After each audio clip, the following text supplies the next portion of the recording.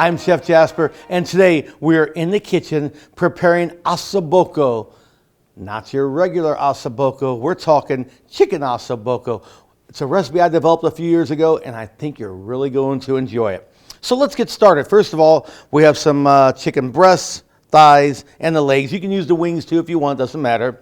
And we're just gonna season them a little salt and pepper and a little flour. So very, very quickly, let's get a little bit cracked pepper. You don't need a lot. But another little trick I like, a little cracked pepper in my flour. Of course, we have to salt it. Always season your flour. And let's season the chicken one more time before we put it in here.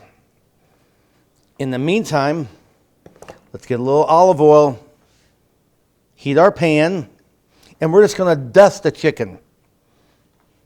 Just want a nice little dusting. Put that right in there. Look at that sizzle very quickly. Perfect. And just start arranging this. More salt, perhaps. While that is cooking, I may have to add a little more oil, but we want this just to kind of brown on each side for about 3 to 4 or 5 minutes. You can see. Just add a little more oil as needed. And of course, just let that rest there and get a little crispy on each side. And after it's browned about 4 or 5 minutes on one side, we'll just turn this over. Got a nice little crispy crust there. That's what we want.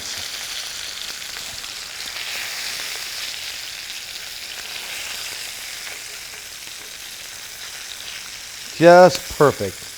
And again, we'll let it brown on this side for another 4 or 5 minutes. So now let's turn the chicken one more time.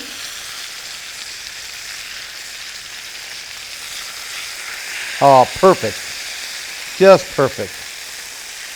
And let's strain just a little of this oil. Not much.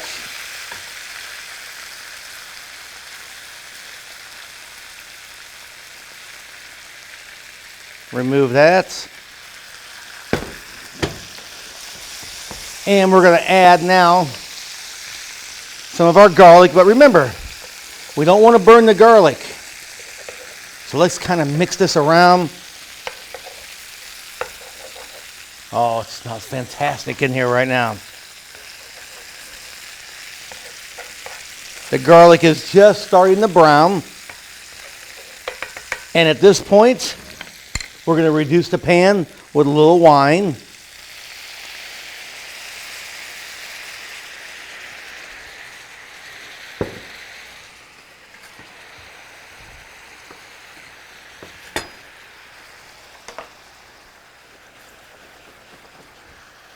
Oh, that's beautiful right there.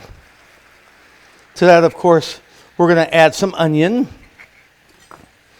And remember, we're not really worried about the onion, the size or anything, because it's going to cook down a lot.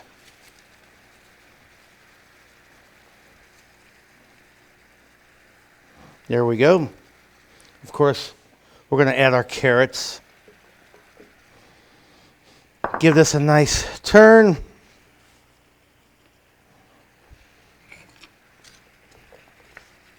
Kind of get those carrots in there. Just, I like to say, I just like to wet them a little bit.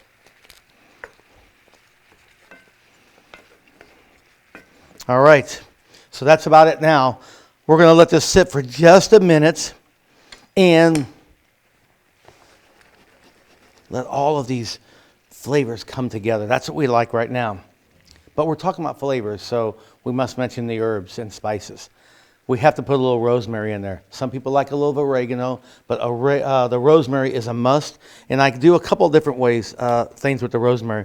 First, get your branch and just strip it.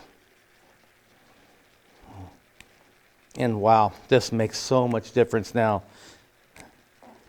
And you can really smell this. Get another branch. Just changes the whole dish right here. And we don't want to cook this or fry it, you know. So at this point, we're going to reduce what's our chicken broth and some Italian tomatoes. Now, you're looking at it and you're saying, those are whole tomatoes. That's okay because they're going to cook down. Look at that. In just a minute here, just cutting them up a little bit. And now we have built all the layers to make a delicious chicken osso buco. But we're not finished yet. We're going to add a little bit more salt before it goes in the oven. And of course, we're going to let it sit here just for a minute while everything's coming together. And then I'm going to put it in the oven and we're going to bake it. 375 degrees for about an hour or so. The chicken is going to fall right off the bone.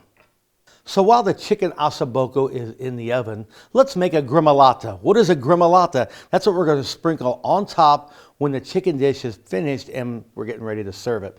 Now, a couple of different versions of gremolata. Over the years in America, the chefs have kind of changed it a little bit. Some people use a little bit of rosemary. Some people use all basil and parsley. I do the original recipe. We need a little parsley to start with, so just take a nice handful. And let's just chop this up. You want it a little finer, so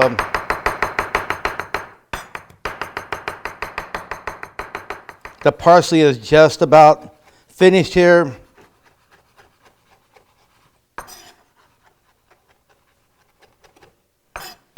And let's get some lemon zest. Now this is what gives it great flavor. And come on, I mean, we're talking Italian. Nothing really gets any better than when you finish it with a little bit of lemon. I do it with my chicken dishes. I do it with some veal dishes and even some beef dishes, especially in the wintertime because we're not outside. We want to give it a little bit more flavor. You know, we're not cooking on the grill or something. But you can finish a dish with gremolata if you're grilling outside, if you're preparing a steak or something. All right. We don't want to get too much into the white area. That should be it, along with some garlic. Mix this up together. Come on, is this not simple or what? And our fresh parsley. Give this all a stir. It's up to you if you want a little more lemon in there. You can sure smell the garlic. A classic, old school, easy 3-ingredient gremolata. How about this? Look at this chicken osso buco. It's been in the oven for about an hour. We're just going to finish it with a little bit of that fresh rosemary. Of course, some gremolata. This is what I was talking about. This is when you add the gremolata right now. Right on top. Such great flavor. I wish you were with us right now to enjoy it. But you can make this simple and delicious recipe for your family. And this is a dish that I would be honored to serve my family.